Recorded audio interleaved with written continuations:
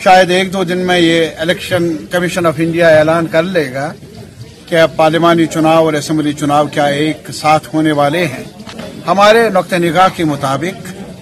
अभी election commission of India के दौरे के मौके पर हमारा डेलीगेशन भी मिला और पॉलिटिकल पार्टीज के डेलीगेशन भी मिले। हमारी राय में जब पूरे मुल्क में नई सरकार बनने वाली है, जम्मू कश्मीर के अवाम को भी ये हक मिलना चाहिए कि वो यहाँ असेंबली के चुनाव के वसातत से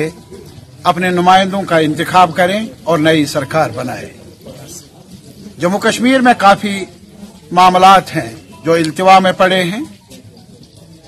कभी चर्चा होती है 35A को हटाने का, अफवाहें हैं 370 के बारे में, या और कई मामलात हैं, पकड़ दकड़ का सिलसिला है, गैर जरूरी रुकावटों का सवाल है।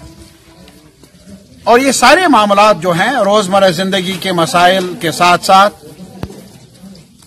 मजाज होंगे अवामी नुमाइंदे वो इस बारे में कोई दिशा मुकर्रर कर ले, रास्ता तय कर ले, फैसला कर ले। जहां तक गवर्नेंस एडमिनिस्ट्रेशन का ताल्लुक है, ये एक स्टॉप गैप अरेंजमेंट है और ये मरकजी हुकूमत की दायरे के अंदर, उस दायरे के अंदर, उन्हीं के फरमान के दायरे के अंदर काम करने वाला इंतजामिया है और वो यहाँ के मामलात के बारे में, नजाकत के बारे में उन्हें एहसास नहीं है। और इस वजह से अगर यहाँ अवाम को राहत देने का या अवाम के मसाइल को हल करने का अगर नीयत ये है, तो लाजिमी तौर पर अवाम को यह हक मिलना चाहिए कि वो अपने नुमाइंदे मुकर्रर कर लें और यहाँ एक मुंतखब सरकार बने,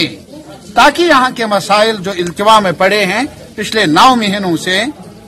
उन पर गौर फिक्र किया जाए और हल निकाला जाए।